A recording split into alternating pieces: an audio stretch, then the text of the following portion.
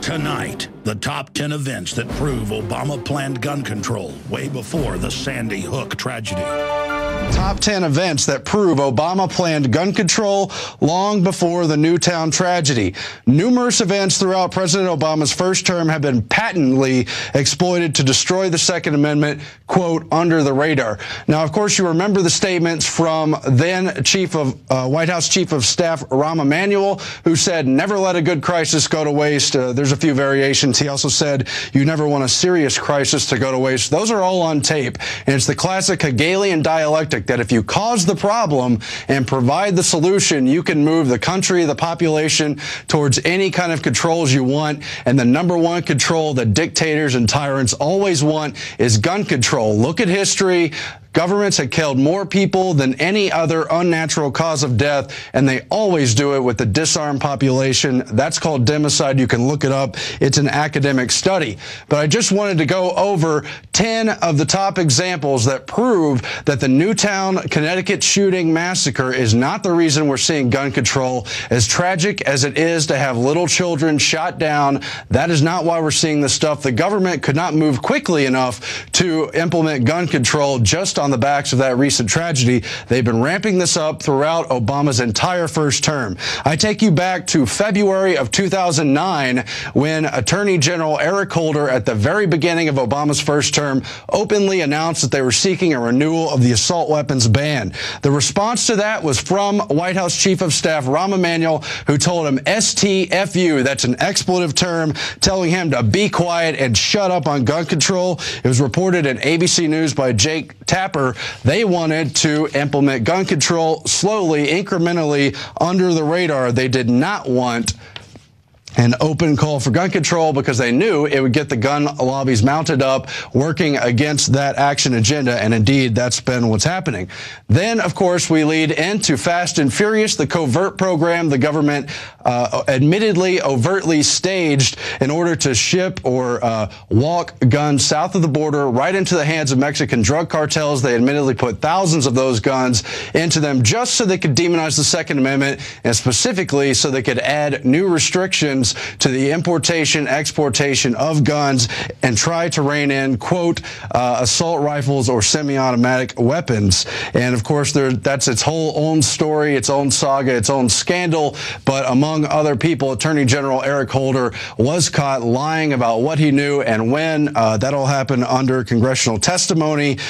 He claimed he only knew about it recently in the last few weeks during his May 3rd, 2011 testimony, yet it was proved through documents leaked through CBS News and others that he was briefed about it officially at least as early as July 2010. So that's another big gun control thing. Of course, there's a lot more to Fast and Furious, but we don't have time to get into it all. Then, tellingly, on January 6, 2011, very conspicuously, just 2 days before the Gabrielle Giffords shooting in Tucson, Arizona, we have the Reuters report expressing how the White House lamented that there were delays over their new ATF regulations that were going to rein in semi-automatic weapons and attempt to curb the shipping of weapons south, again tying into that Fast and Furious scandal. I've got a link to that Reuters report. People ought to save and archive that and talk about it. By July 2011, this led to new regulations in the 4 border states, that's California, Arizona, New Mexico, and Texas. It required the more than 8,000 gun dealers in those states to report anyone buying more than 2 semi-automatic rifles, all while the government itself was giving those weapons directly to the drug cartels. How shameful is that? And they undoubtedly got those regulations put in place, not only on the backs of the whole Fast and Furious illegal weapons shipping scandal, but on the mass shootings in Tucson, though they were unrelated. Then, of course, on January 28th, 2 days after that report I referred to, there was the tragic shooting by the alleged killer, the confessed killer, Jared Lee Loughner, of Representative Gabrielle Giffords. She didn't die, of course, but many others did. Others were injured. That, of course, was its own big scandal. And there's all kinds of unanswered questions Does the profile of this guy add up? Were reports of possible second shooters or of handlers? Was there anything to any of that? Regardless, the media directly exploited it, demanded gun control. Publications like USA Today published the article the day after. Debate on gun control heats up after Gifford shooting. And you got to remember, it's always this quick response after these tragedies. That's the giveaway. That's the tell in the poker game that they've been planning the response to these tragedies. And then you have people like the Southern Poverty Law Center, the sheriff of Pima County there in Tucson, Clarence Dupnick. They tried to blame the radical right wing. They tried to blame the violent rhetoric in the country and the political spheres, and tried to tell people that they had to tone down debate and be more bipartisan.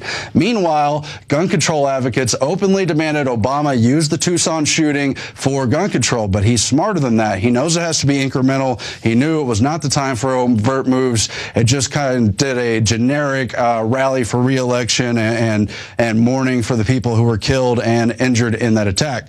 That brings us to point number 5 of these top 10 ways in which the Obama administration has always been pushing for greater gun control. That comes in March of 2011 when he told the Brady Center, Jim and Sarah Brady, in a private White House meeting that he was working under the radar. Quote, I just want you to know that we are working on it, gun control. We have to go through a few processes, but under the radar. That was, of course, reported in the Washington Post and other mainstream medias. That was what was reported, and you could see for yourself what the evidence was. Obama's been working under the radar.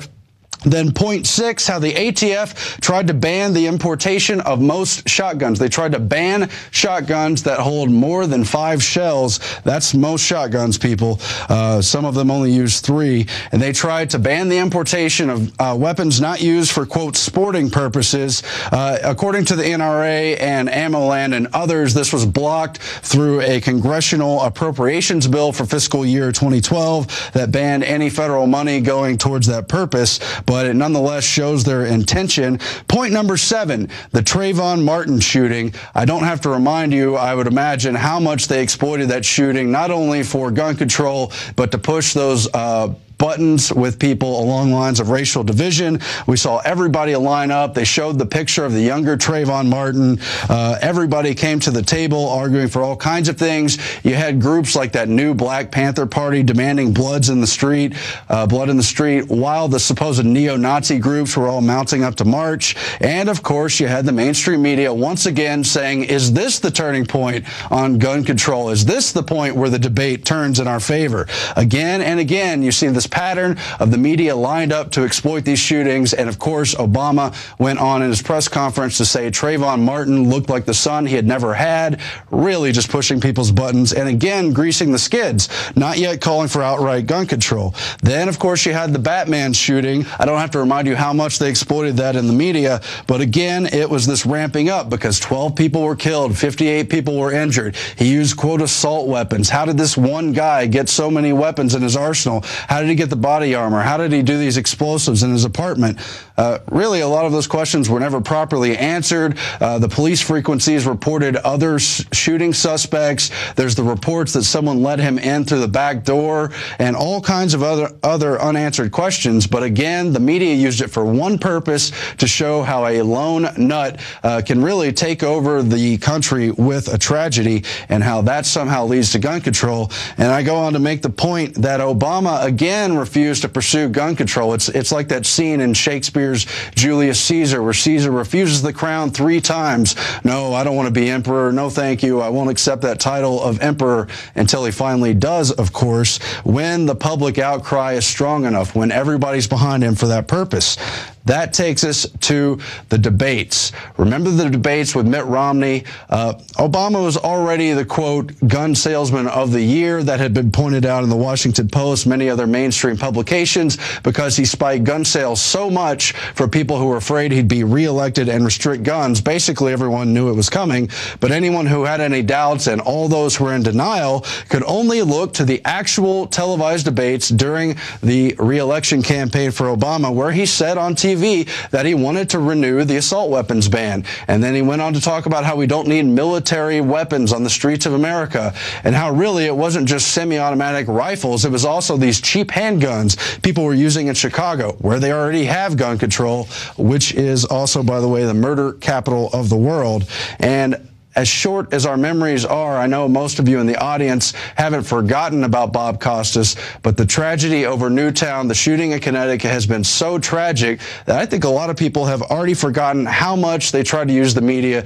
to call for gun control since Obama's reelection, just after that tragic murder-suicide case with the NFL player Jovan Belcher, and how Bob Costas took his spot during halftime on the Monday night or Sunday night, whichever it was, football program, to repeat the writer Jason Whitlock's calls for gun control. He didn't apologize even after there's a major outcry. He went on to do other interviews and said things like young men can't be trusted with guns and they always do something dangerous. Something bad always happens when young people have guns. All this has just been greasing the skids for this total media frenzy we're seeing right now. Just never forget that these calls for gun control, which are bolstered by this manufactured public support for Obama's new gun control restrictions, have all been ramped up from these tragedies I just listed and many more. That's not even including coverage of the UN Small Arms Treaty and the many other ways they're trying to use regulations through the ATF